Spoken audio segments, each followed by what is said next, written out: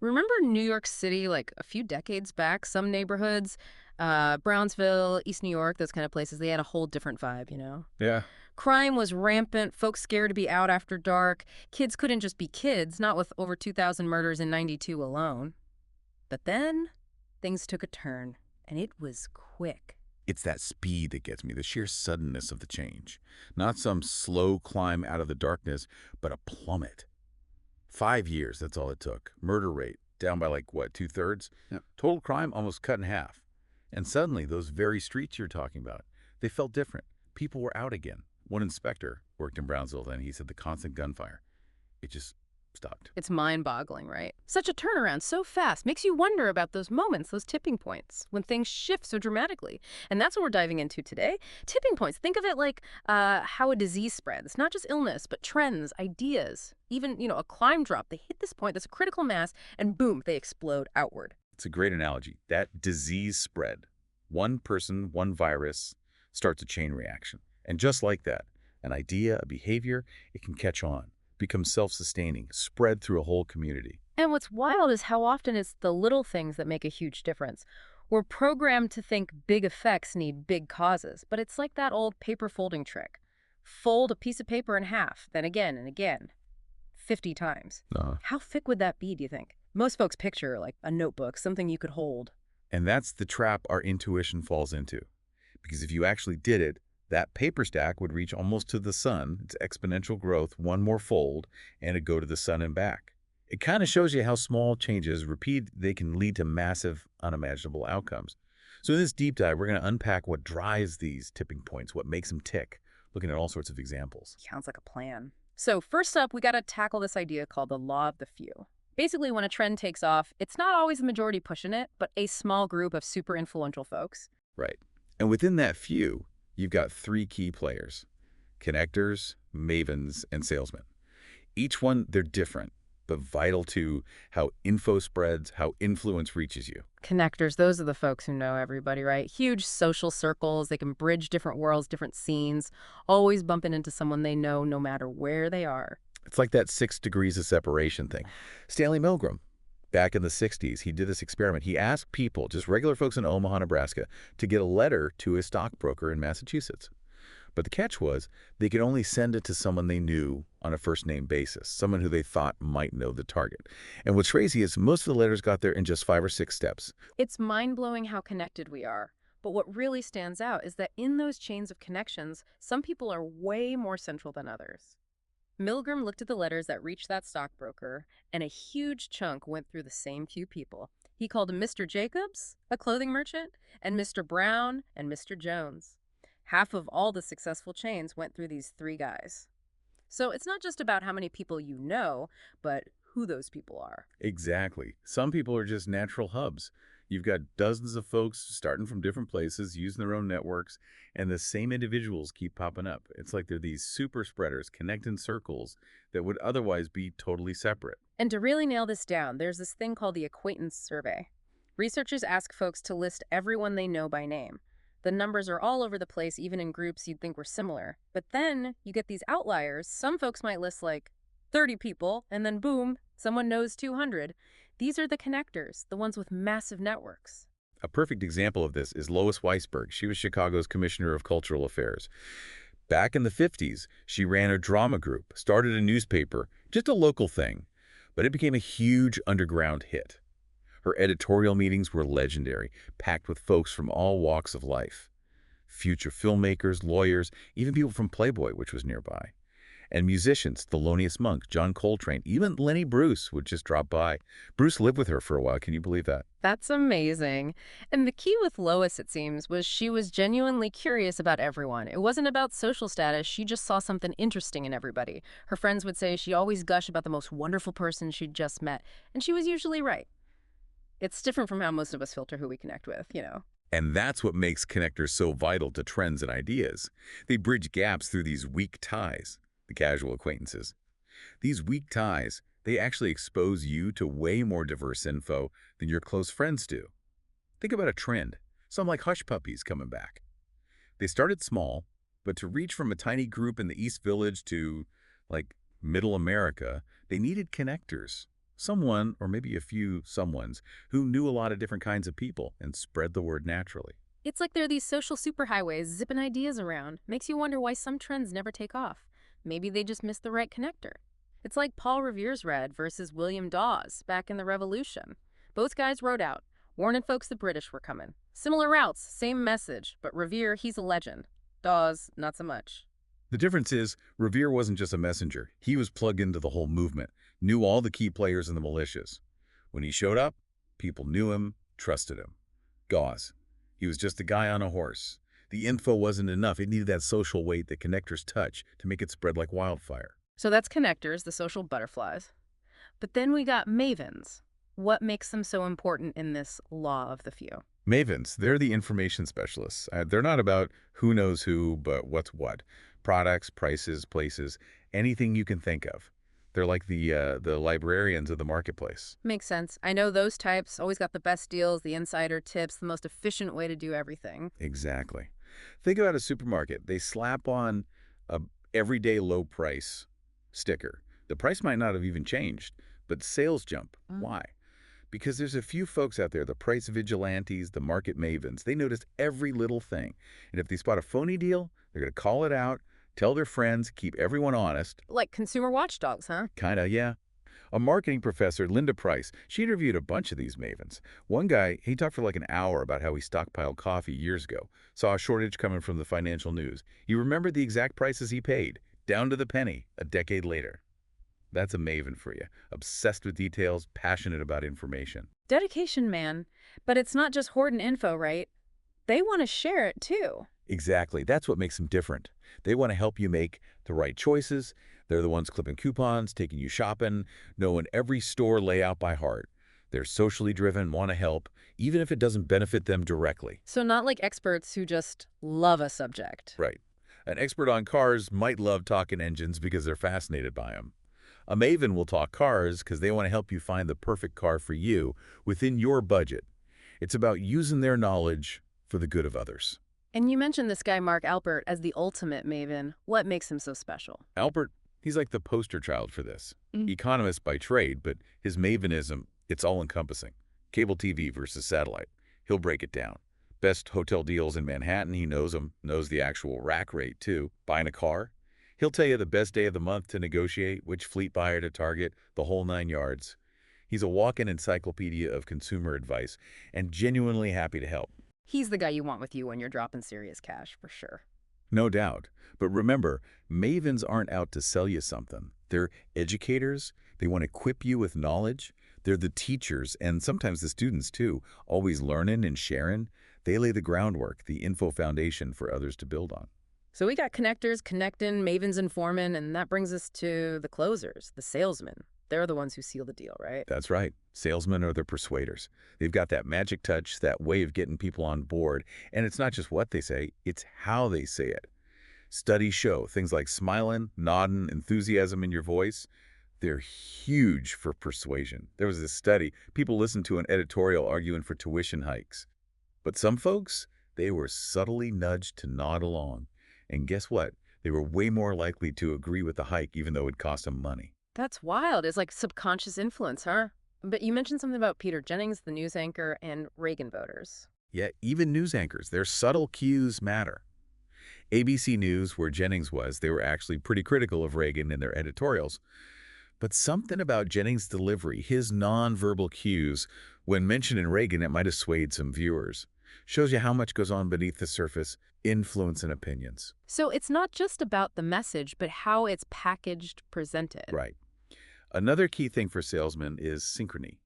It's this unconscious thing. They mirror their movements, their speech patterns to the person they're talking to. It builds rapport, makes folks feel more connected. You even see it with humans and primates.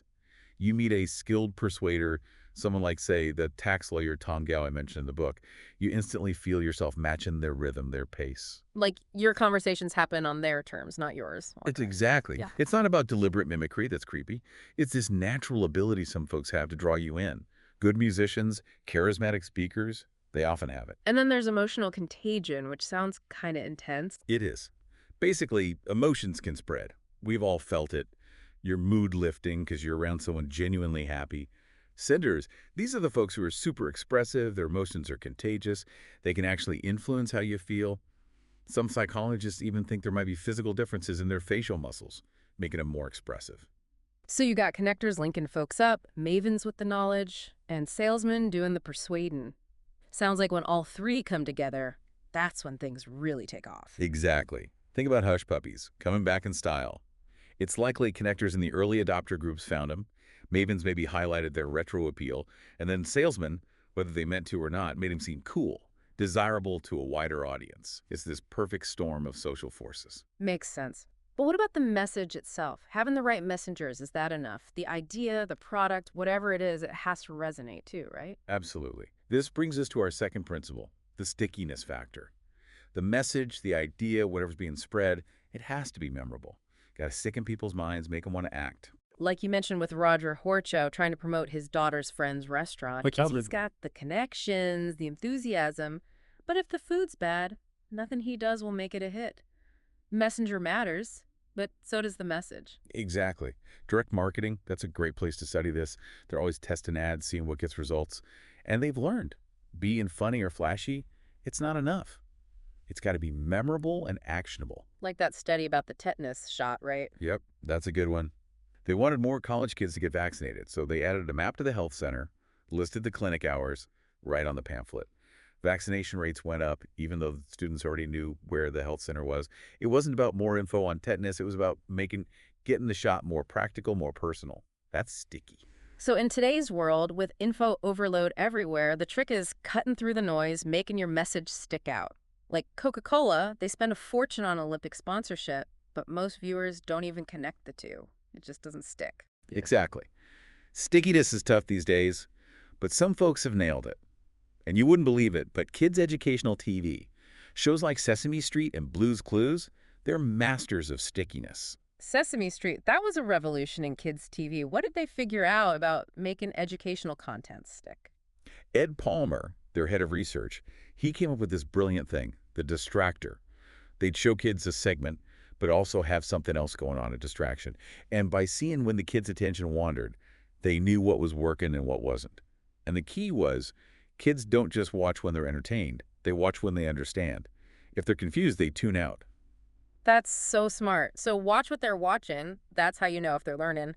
What other insights did they get? They found out preschoolers hated watching adults arguing or seeing super fast scene changes. It confused them. And even some characters or segments meant to be funny, they were too distracting. There was this man from Alphabet, told puns. Kids just didn't get him. Gone. And there was Oscar's blending, where Oscar the Grouch was making a ruckus in the background. It actually stopped kids from focusing on the letter sounds they were trying to teach. Oscar was sticky, but the lesson wasn't. So Sesame Street, they fine-tuned their whole approach based on what held kids' attention. Then came Blue's Clues, even bigger hit. What did they do differently? Blue's Clues took those lessons and cranked them up. Todd Kessler, one of the creators, he'd worked on Sesame Street, and he believed kids could focus way longer than people thought. So Blue's Clues slowed way down. One storyline, one host, Steve, and Blue the dog. Lots of pauses, visual storytelling, not constant chatter or wordplay like on Sesame Street sometimes. Even the names were super simple. Mailbox, shovel, Blue. Get it? I mean, as an adult, the feel's kind of slow. Why'd that work so well for kids? That simplicity, that repetition, that's key. Slower pace, single storyline, kids can easily follow. Repetition makes it predictable, which is actually comforting for little ones. They feel like they're in on it.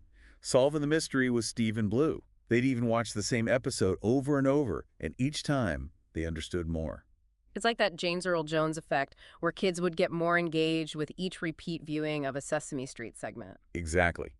And Blue's Clues, they tested everything rigorously, showed each episode to kids multiple times before airing it, watched their reactions.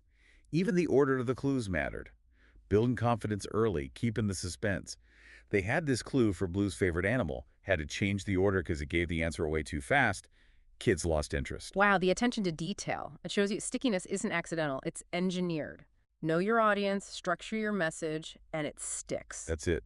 Understand your audience, make it make sense to them, and it stays with them long after it's over. Okay, so we got the people spreading the word, the sticky messages, but there's another piece, the power of context. What's that all about? This is about saying that epidemics, whether it's crime dropping, a fashion trend, or idea spreading, they're all affected by the environment they happen in. It's not just who's saying it or how sticky it is. The surroundings matter too. You gave the examples of syphilis rates being higher in summer in Baltimore and hush puppies taken off in the East Village. What's the context connection there? So in Baltimore, think about summertime. People are out more, socializing differently. That context, those behaviors, they might have made it easier for syphilis to spread.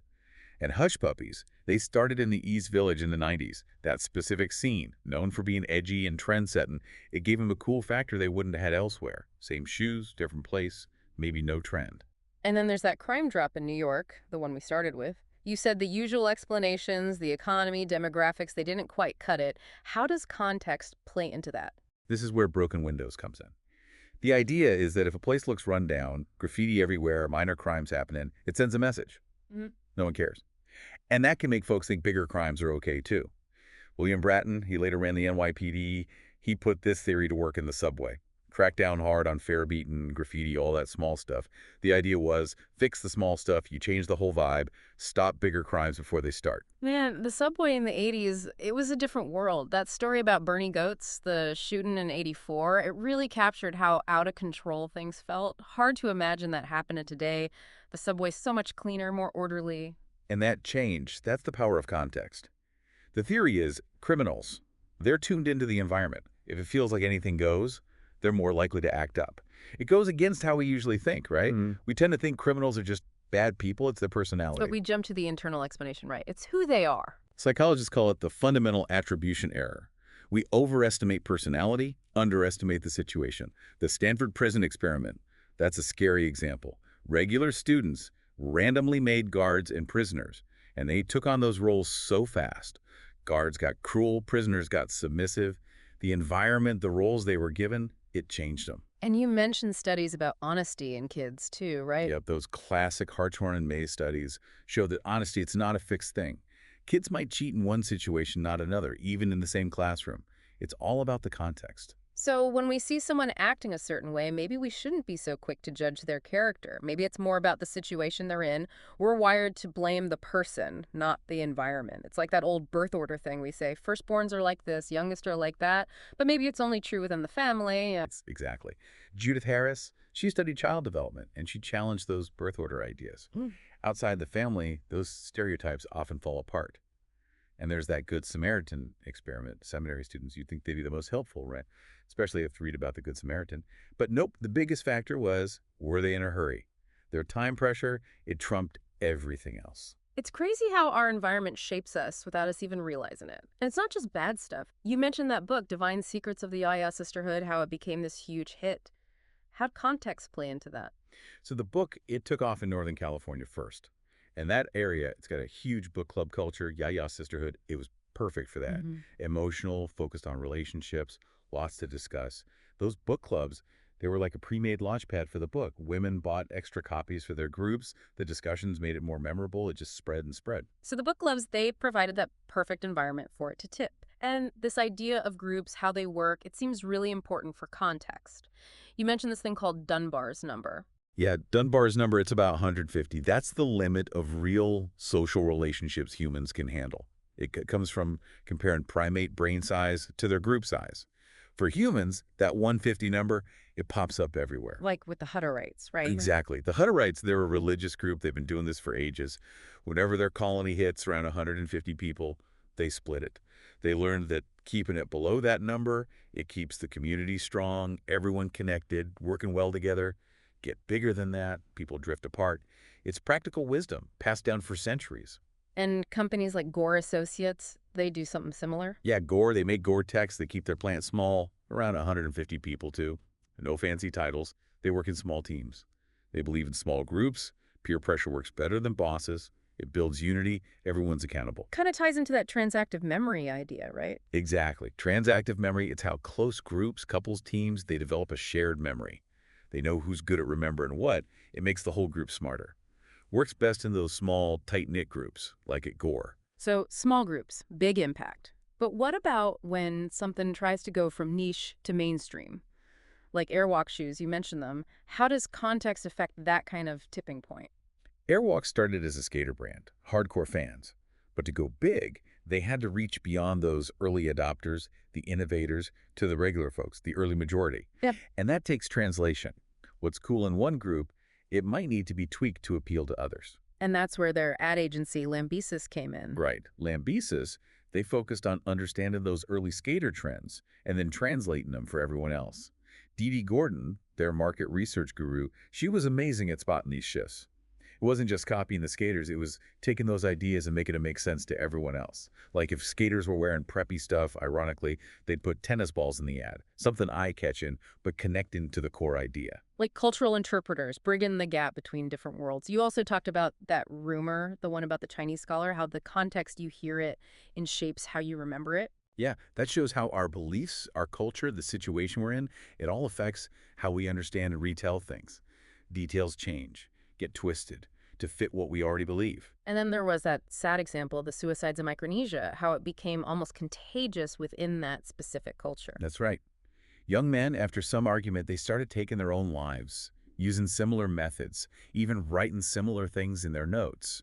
That first publicized suicide, it's like it gave permission. It became this tragic form of communication within that specific group. Totally different from how we see suicide in the West, where it's seen as more individual, more of a mental health crisis. Shows how even something as serious as suicide can be influenced by context, by the people around you.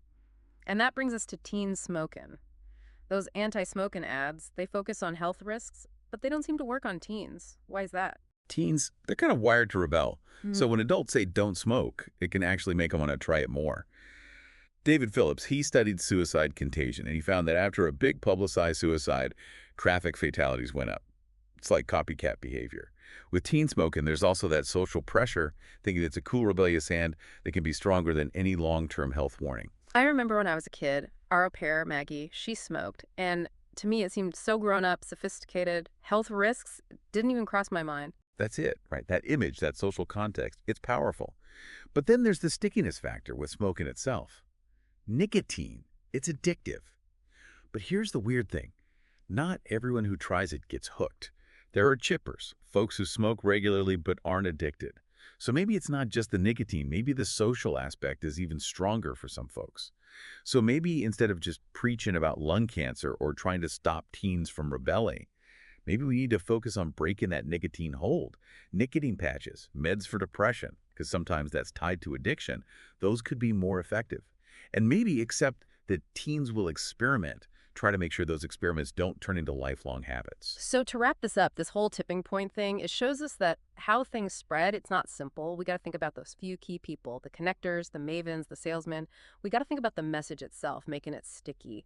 And we got to think about the context, the environment, because that can make or break a trend. Right. It's often those tiny changes in those areas, the people, the message, the setting, that lead to massive, unexpected outcomes. Understand these dynamics, and you understand how the world works, how change really happens. Makes you look at trends, at changes happening around you, and see them in a whole new light. Why is this product a hit? Why are things changing? Hopefully this deep dive gave you some new insights to ponder next time you see something taken off.